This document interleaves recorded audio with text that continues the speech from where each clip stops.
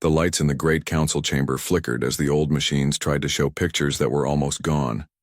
Commander Vextel Korth moved his forearms in anger as he looked at the broken images floating in the air above them. His green scales caught the light as he turned to face the other leaders. "This is foolish," Korth said in his deep voice. "We waste time looking at old stories when real enemies might attack us." Scholar Myron floated near the ceiling, his gas-like body glowing soft blue in the dim light. He had spent many years studying the old records that few others cared about. "These are not just stories, Commander. Look at the energy readings, look at the weapon designs. No one makes up numbers like this." The other council members sat around the large round table. Some looked bored, others seemed worried. They came from 12 different worlds, each looking very different from the others, but they all shared one thing: they had never seen a real war. "Tell us again about these humans," said the small voice of Counselor Thisara. Her crystal body rang like tiny bells when she spoke. "What makes them so special in the old records?" Myron's body grew brighter as he got excited. "The data fragments show impossible things. Ships that moved faster than our best fighters. Weapons that could break apart moons. And the warriors themselves." He paused, making the broken images change. They never gave up. Even when they were dying, they kept fighting to protect others. A laugh came from across the room. Captain Grell Thornback pulled his head into his shell-like armor before speaking. "No race fights like that. Everyone runs when they know they will die. It is smart to run." "But that is just it," Myron said, floating closer to the table. "The humans did not run until the very end. They fought something called the Devourers for 50 years. They lost world after world, but they never stopped trying to save others. Only when there was nothing left to save did they disappear into deep space." Korth slammed one of his hands on the table. "Disappear. You see? They ran away like everyone else. These humans are either dead, or they were never as strong as the stories say." Far away from the council chamber, Captain Jake Morrison stood on the bridge of his ship looking out at the stars. The USS Defiant was not a big ship, but it was built for long trips into unknown space. Jake had been in space for most of his 35 years. His brown hair was getting gray at the sides, and his blue eyes had seen too many empty worlds. "Captain," said Lieutenant Amy Brooks from her seat at the communication station, "we are getting close to the border zone. Should I start scanning for other ships?" Jake nodded. "Do it, but keep it quiet. We do not know who lives out here." He walked over to where Dr. Nathan Cross was looking at his science readings. "What do you see, Doc?" Nathan looked up from his screen. His thin face showed worry. "Jake, these star patterns match the old maps from Earth's archives. We are entering the zone where our ancestors fought their last battles." "The Devourers?" Jake asked quietly. "Yes.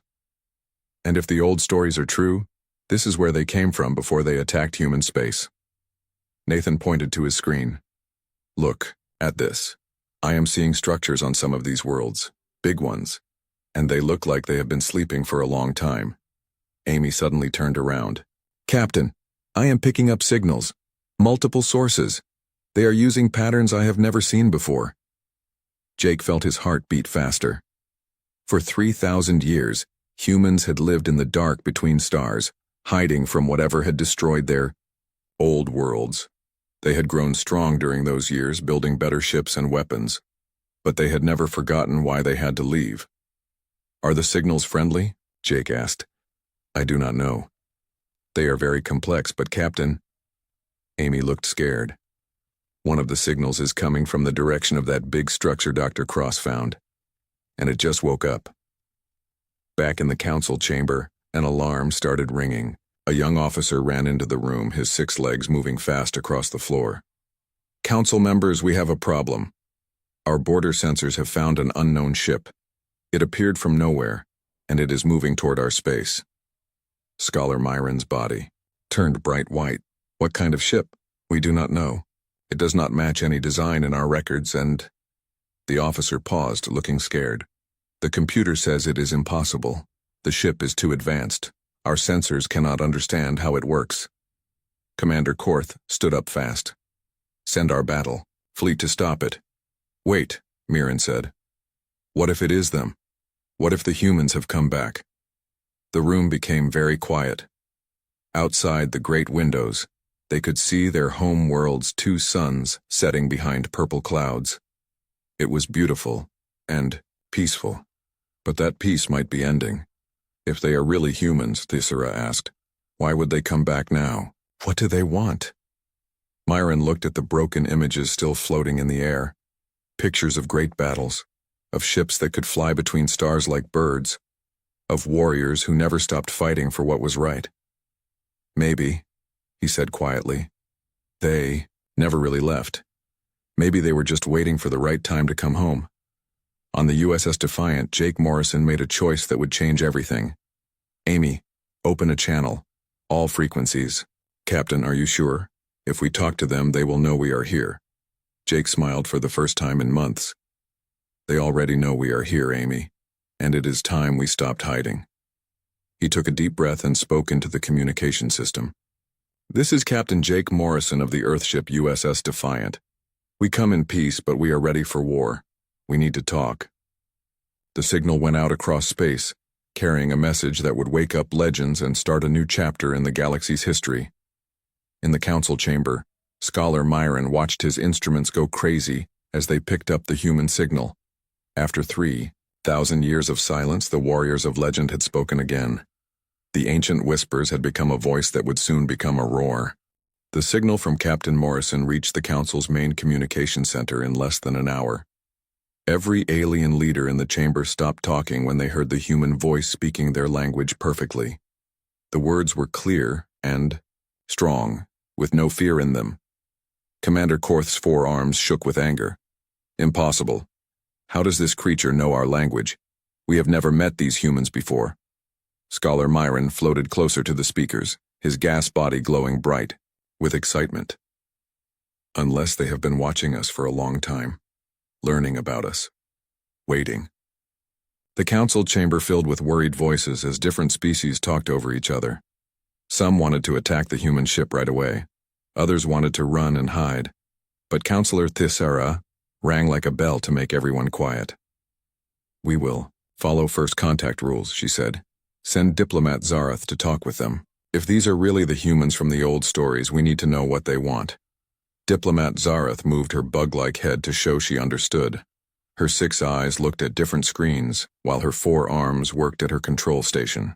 I will take the ship Harmony's Edge, but I want Security Chief Grell and his best fighters with me. Good idea, said Korth.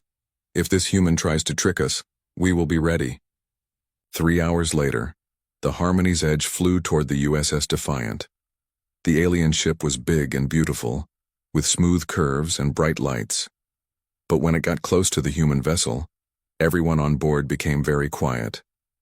The USS Defiant looked like a weapon that could fly. It was dark gray with sharp edges and gun ports that could be seen everywhere. Energy readings showed power levels that should not be possible for a ship that size. By the old gods, whispered Security Chief Grell as he pulled his head deeper into his shell. Look at those weapon systems. That little ship could fight our entire fleet. Zarath tried not to show her fear as she sent a message to the human ship. This is Diplomat Zarath of the Galactic Council. We request permission to come aboard your vessel for peaceful talks. The answer came back quickly. Permission granted. Dock at Port 3. Captain Morrison will meet you there. When the airlock opened, Zarath and her team found themselves face to face with their first human. Captain Morrison was not very tall, but he stood straight and strong. His clothes were simple, but clean. What surprised the aliens most was his smile. Welcome, aboard the Defiant, Jake said. I have been waiting a long time to meet you. You speak our language very well, Zarath said carefully. How long have you been learning it? Jake's smile got bigger. About 60 years. My people have been watching your worlds and listening to your communications since before I was born. We know about all 12 of your species. We know your history, your wars, your peace treaties. We know everything. Grell stepped forward, his big claws ready for a fight. You have been spying on us. No, Jake said calmly. We have been protecting you. And now we need to work together. Because your old enemy is coming back. He led them to a meeting room, where Dr. Nathan Cross was waiting with charts and pictures. The walls showed star maps that made the alien visitors feel small and worried.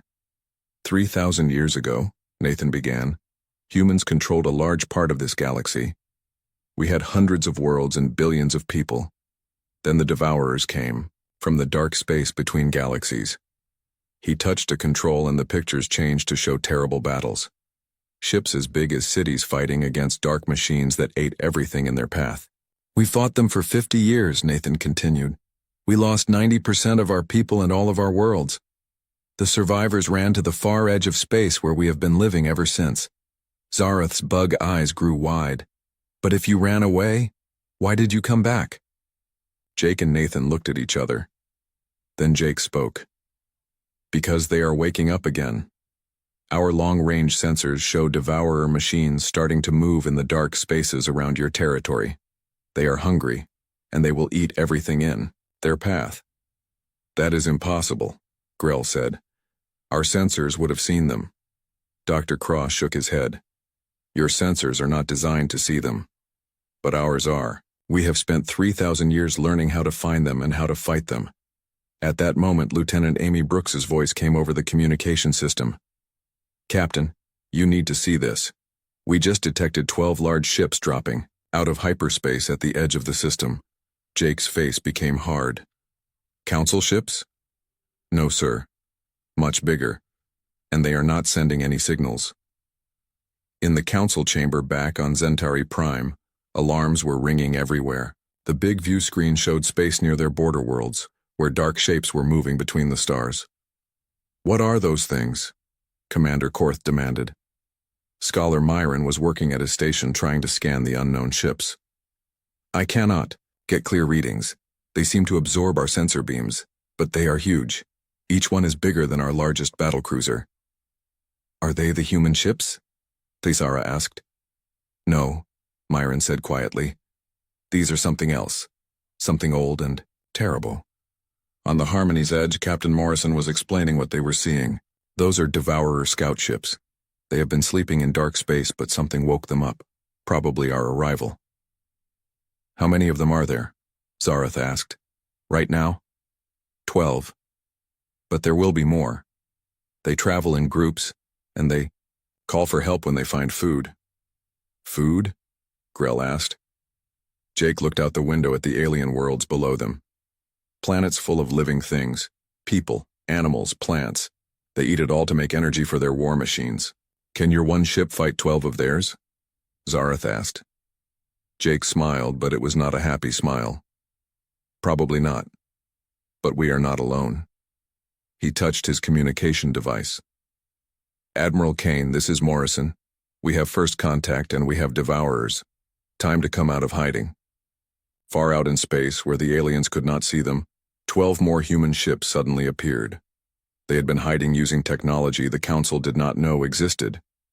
Each ship was smaller than the Devourer vessels, but they moved like hunters. Instead of the slow alien ships, Admiral Lisa Kane's voice came over the speakers, clear and strong. This is Admiral Kane of the Human Defense Fleet. Council representatives, we are here to help you survive what is coming. But you need to listen carefully because your time is running out. On the view screen, the first Devourer ship started, moving toward the nearest Council world. It was time for the legends to become real, and for the galaxy to learn what humans could do when they had something to protect. The age of hiding was over. The age of fighting had begun. The first battle happened at Karis Colony, a small world where 2 million bird-like aliens lived peaceful lives. The Devourer ship arrived without warning and began eating everything it could find. Commander Korth led the Council's defense fleet to help the colony. 20 of their best warships surrounded the dark machine and fired everything they had. The energy beams hit the Devourer ship and did nothing.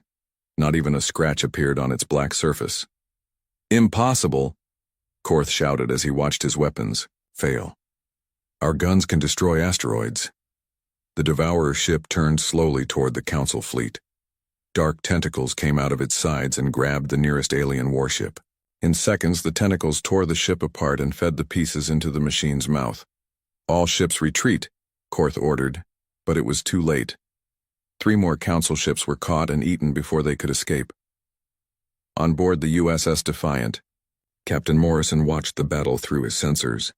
"Amy, send a message to Admiral Kane. Tell her we cannot wait any longer." "Message sent, Captain," Amy replied. "Human fleet is moving to attack position." Admiral Kane's voice filled the communication channels of both human and alien ships. "This is Admiral Kane to all vessels. We are going in. Council ships, stay back and watch, learn how to fight these things." The human ships moved like nothing the aliens had ever seen. Instead of flying in straight lines, they twisted and turned through space like dancers. The Devourer tried to grab them with its tentacles, but the human ships were too fast and too smart. Colonel Sam Hughes stood in the transport bay of the USS Titan, checking his armor one more time. Around him, 50 human Marines were getting ready for battle. They wore powered suits that made them look like metal giants. "Listen up," Sam shouted to his troops. "We are going down to Karis Colony to save civilians. The bugs down there have never seen real war, so they do not know how to hide or fight. We protect them until they can get to the evacuation ships." Private Tony Martinez raised his hand. "Colonel, what if we run into those tentacle things on the ground?" Sam smiled inside his helmet. "Then we blow them up. That is what we do best." The human transport ships flew down to the colony, while the Devourer was busy fighting the warships in space. Sam's team landed near the main city, where thousands of bird-like aliens were running around in panic. "Form defensive positions," Sam ordered. "Casey, get those shield generators working. Elena, set up the medical station." Engineer Casey Wright ran to a good spot and started building energy shields from parts she carried in her backpack. In minutes, she had created a safe zone around the landing site. Dr. Elena Ross was already treating wounded aliens with her medical kit. Her equipment could work on any kind of living thing, and the bird aliens were amazed when their injuries healed in minutes, instead of days. "How is this possible?" asked one of the wounded aliens. "Your medicine works on our bodies even though we are different species." Elena smiled as she bandaged another patient. "Humans have been studying alien biology for 60 years. We made our medical tools to help anyone who needed it." The first ground attack came an hour later. Black machines the size of trucks crawled out of holes that the Devourer ship had made in the ground. They looked like metal spiders with cutting tools instead of legs. "Contact front," shouted Private Martinez as he saw the machines coming. "Devourer ground units 50 meters.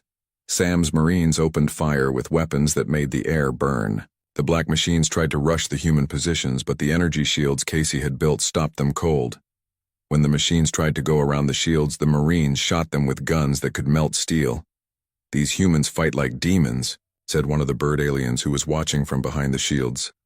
"They show no fear." Commander Alex Turner led his fighter squadron in the space battle above them. His 12 small ships flew circles around the massive Devourer vessel, hitting it with precise shots that actually did damage. "Target the feeding ports," Alex called to his pilots. "Those are the weak spots." The human fighters moved in perfect formation, each pilot knowing exactly where the others would be. They had trained for this fight their whole lives, and it showed. The Devourer ship started to slow down as the fighters destroyed its feeding systems. On the Council flagship, Diplomat, Zareth watched the battle with amazement. How do they move like that? Their ship should not be able to turn so quickly. Captain Morrison, who was still on board as an observer, answered her question. "Human pilots train in 3 dimensions from childhood. Your people fly like you are still on the ground, but space has no up or down." "And their weapons?" Security Chief Grell asked. "Why do they work when ours do not?" "Because we designed them to fight Devourers," Morrison explained. "Every human weapon for the last 3,000 years has been made to kill these machines." The battle turned when Engineer Casey finished installing human weapon systems on 3 of the Council warships. High General Krixmar Voss, who commanded the Council fleet, was the first to test the new guns. "Fire when ready," Voss ordered. The enhanced alien ship shot a beam of pure energy that cut through the Devourer's armor like it was paper. For the first time in the battle, the dark machine showed damage. "It works," Voss shouted with joy. "The human weapons actually work." Down on the colony, Sam's Marines were finishing the evacuation.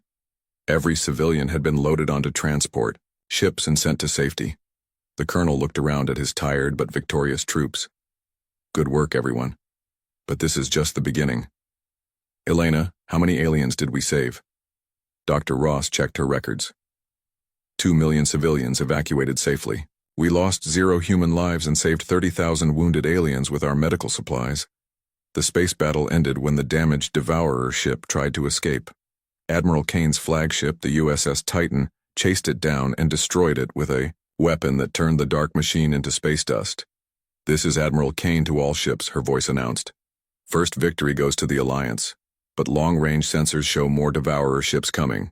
This was just the beginning. On Centauri Prime, the council members watched recordings of the battle with shock and wonder. The humans had done something impossible. They had actually won against the creatures from their worst nightmares.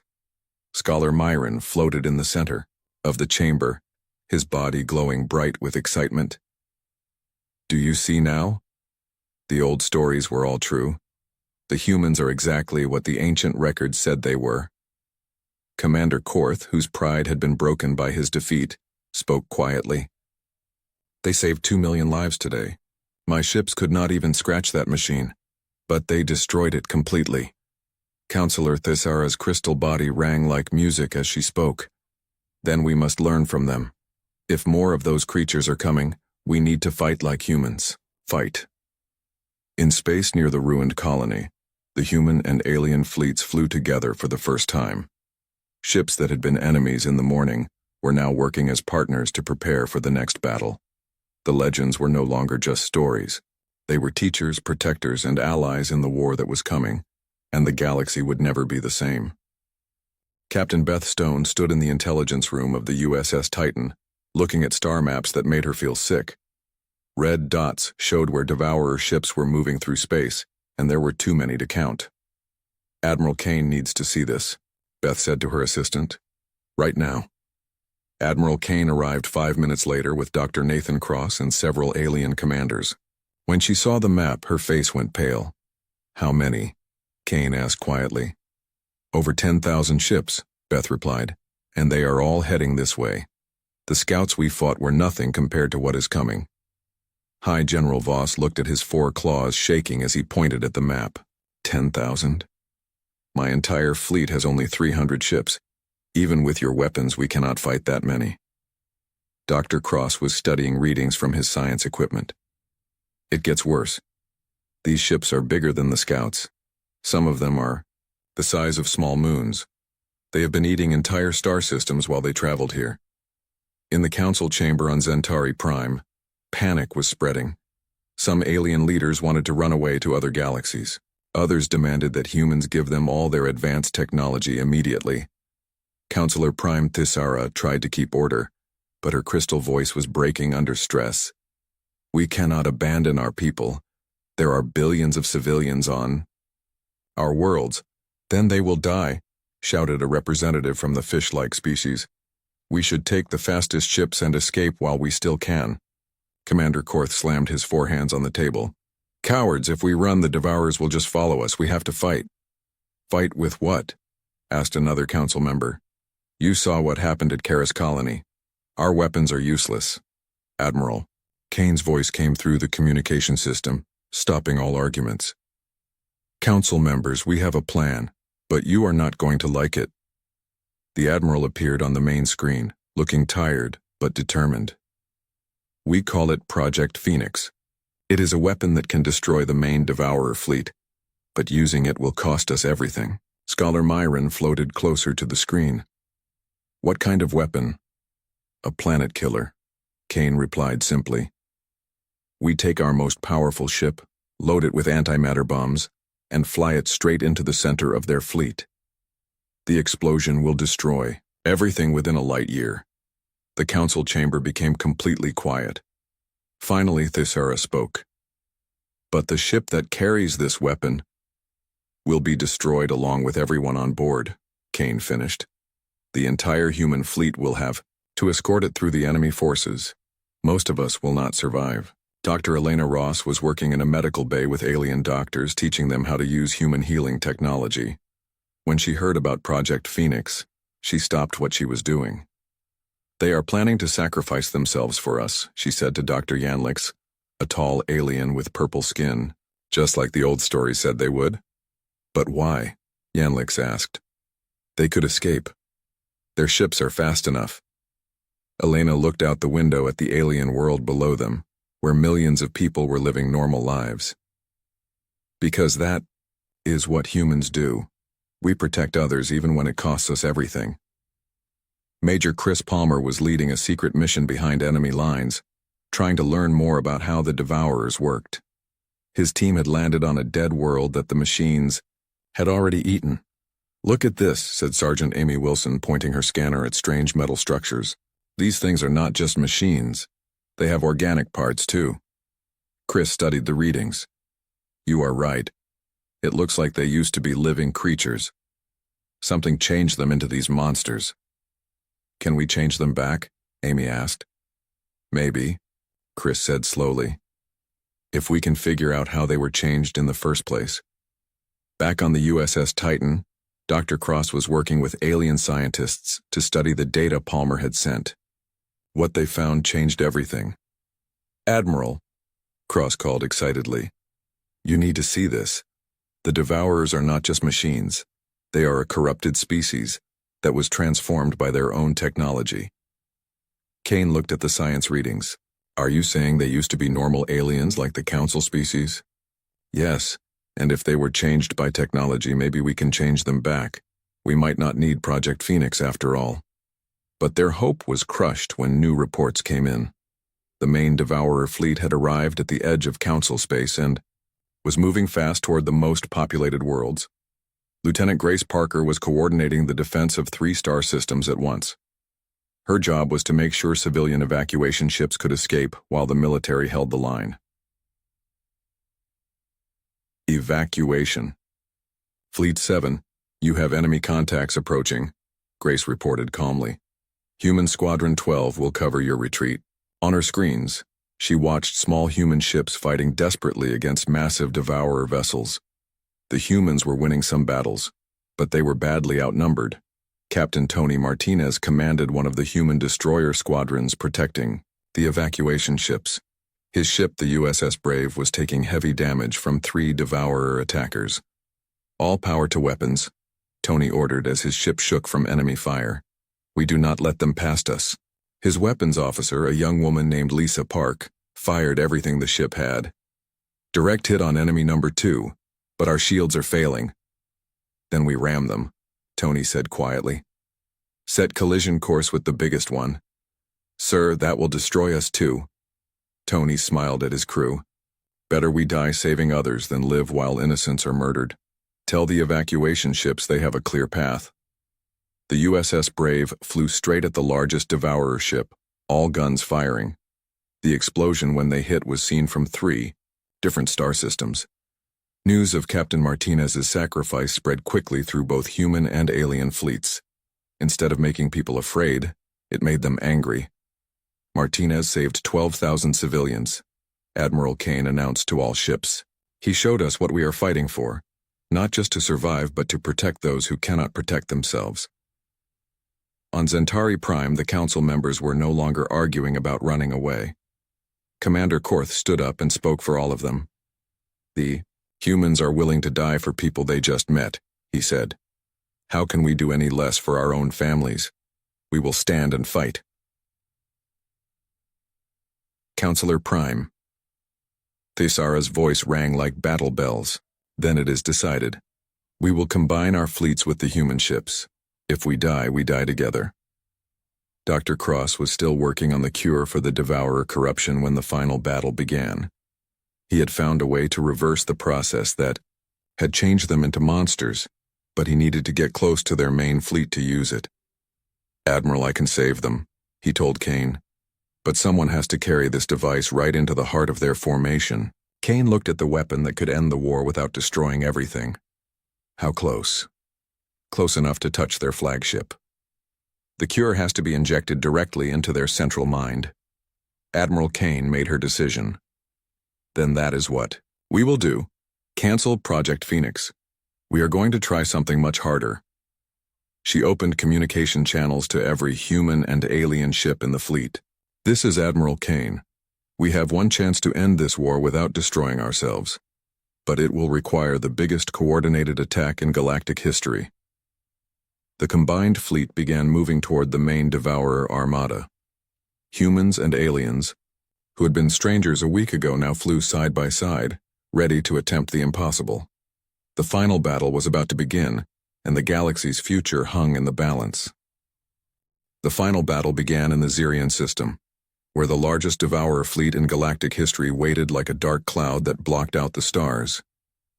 Admiral Kane looked at her fleet of 300 human ships and 600 alien vessels, knowing it was not enough. "All ships, this is Admiral Kane," she broadcast to the combined fleet. "Today we prove that different species can become family when facing darkness together. Follow the humans in. We will show you the way." The first wave attack came from Commander Alex Turner's fighter squadrons. 200 small ships dove into the enemy formation like angry wasps, drawing fire away from the larger vessels. "Remember, protect the cure ship," Alex called to his pilots as dark energy beams filled space around them. "Dr. Cross has to reach that flagship." Behind the fighters, Captain Morrison led the USS Defiant and 50 other human destroyers in a desperate charge. Their job was to clear a path through the enemy lines no matter what it cost.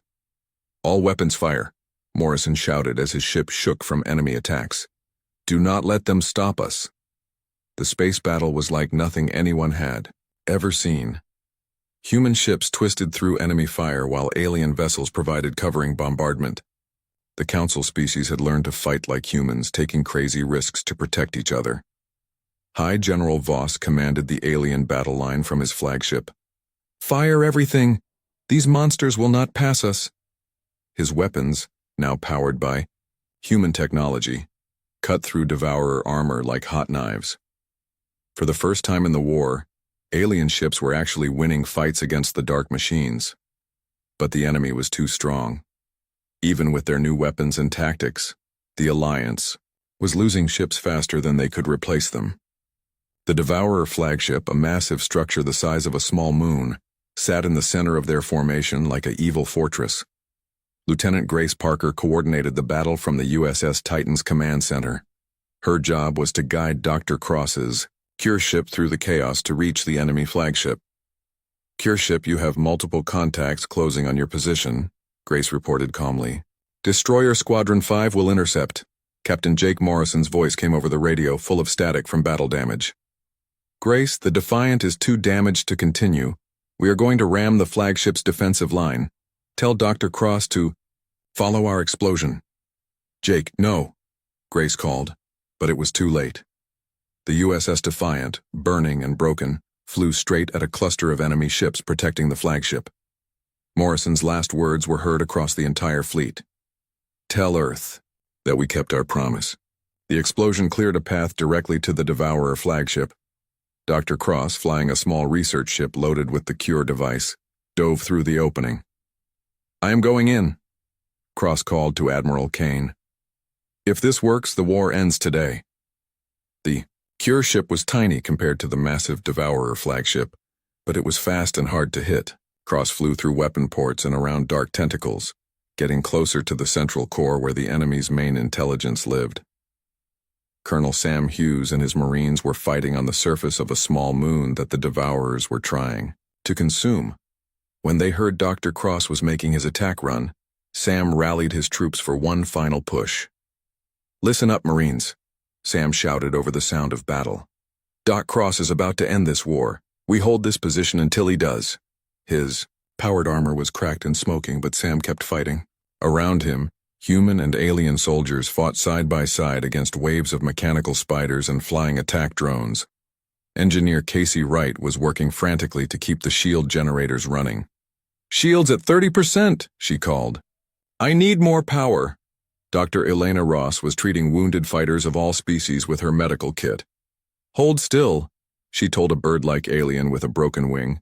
"You will be flying again in 5 minutes." The alien looked amazed as human medicine healed his injuries. "How do you heal us so easily?" Because we prepared for this day, Elena said as she moved to help a wounded human soldier. We knew we would fight together eventually. In space, Dr. Cross reached the Devourer flagship's central core. The structure was enormous, with organic parts mixed into the dark machinery. He could see pulsing lights that looked like a giant brain. This is it, Cross said to himself as he activated the cure device. Time to find out if we can save monsters. The cure spread through the flagship like bright infection, changing the dark metal back into living tissue.